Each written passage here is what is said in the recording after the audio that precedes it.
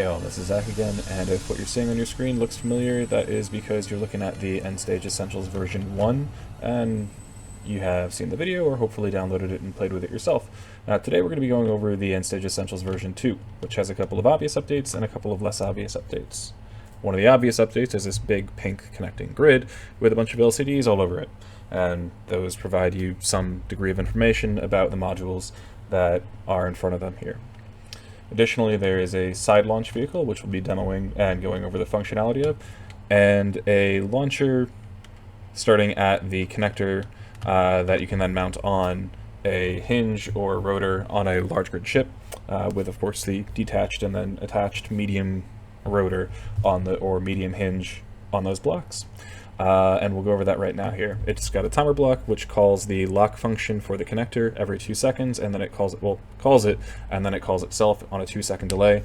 And that just ensures that as you're welding up the missile, the connector will lock to your missile, and then the functions on board these missiles will take care of that in the future. It's got an built-in projector block that you'll have to put the blueprint on, and the blue button toggles that, gray button toggles the merge block, and red button, I intend for that to be for the welder. You can put that wherever you want, but it's just there to say, hey, if you're testing this, might as well put the welder button on there as well.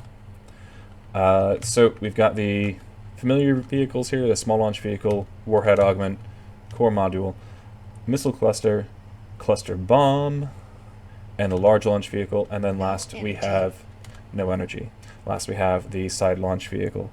So the side launch vehicle operates using a sensor that triggers a thruster somewhere in this area, I think, on the other side of the tank, and it propels it away from the ship for a certain distance here. That's represented on the startup sensor as 15 meters. That's what I have it set to default, but you can bring that all the way up to 50 if you want, or you could tone it down a little bit if you feel like you should.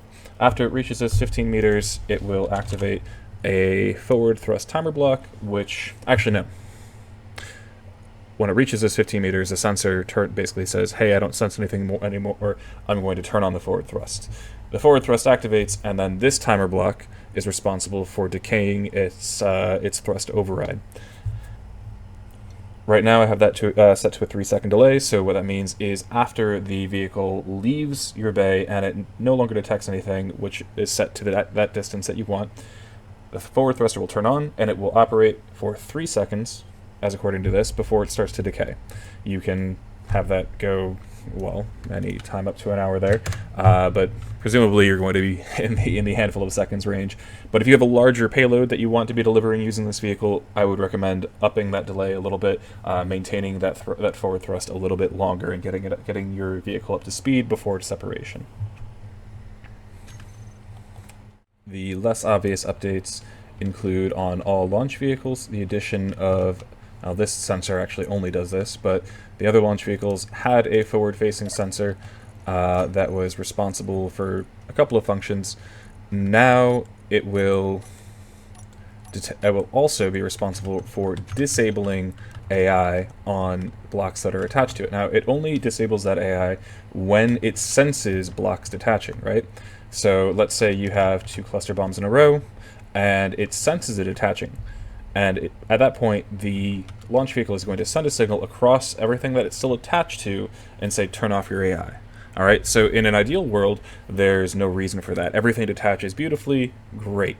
But when something hangs around for one reason or another, it disables the connector brake function that we have over here, the thruster burning through this conveyor right here, and you wind up with your last stage basically carrying around some dead weight, or occasionally using that thruster to propel itself much faster than you intend for it to do.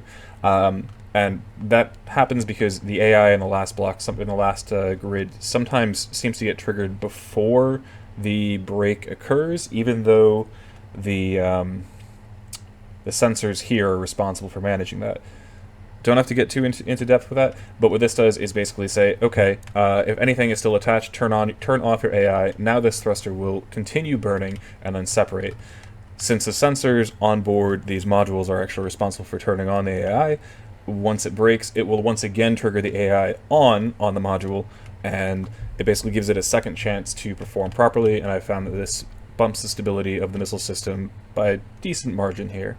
There were a few other minor updates, such as putting the hydrogen tanks here in the same group as other hydrogen tanks so that they stockpile appropriately.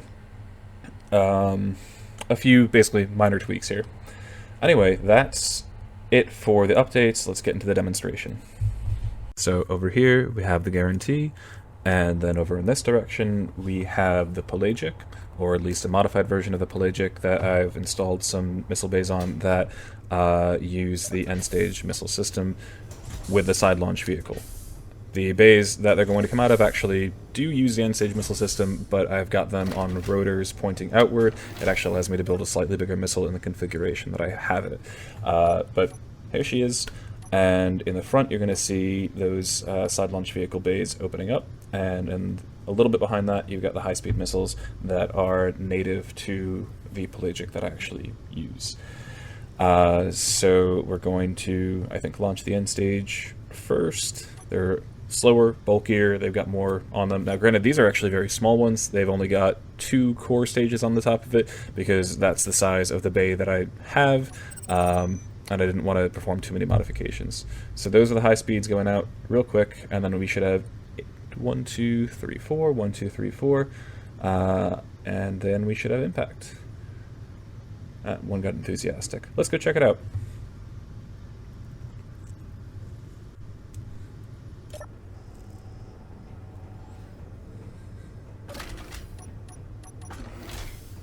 Little janky over there. That's alright.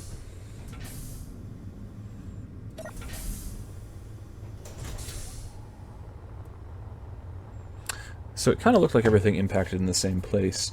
It didn't look like a lot of damage, but... Oh, okay. Not the last one coming in, that over-enthusiastic one. Well, let's see.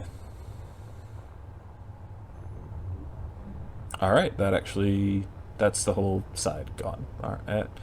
And... Yep, that got into the interior here. Let's see how deep that goes. Bridge looks okay. Definitely functional. This isn't going to take out this ship by any means, but it's going to significantly diminish its weapons capability. Alright, well that covers that. So if you've enjoyed your time with the end-stage system, and you're interested in receiving updates and additions to it in the future, or if you want to one-shot Factorum warships with missiles and fighters and warships of your own, do me the favor of a like and a subscribe. This is a small channel, but I hope you appreciate the efforts being put in. And in return, I'll continue to bring you Space Engineers creations that you won't find anywhere else. Thanks again.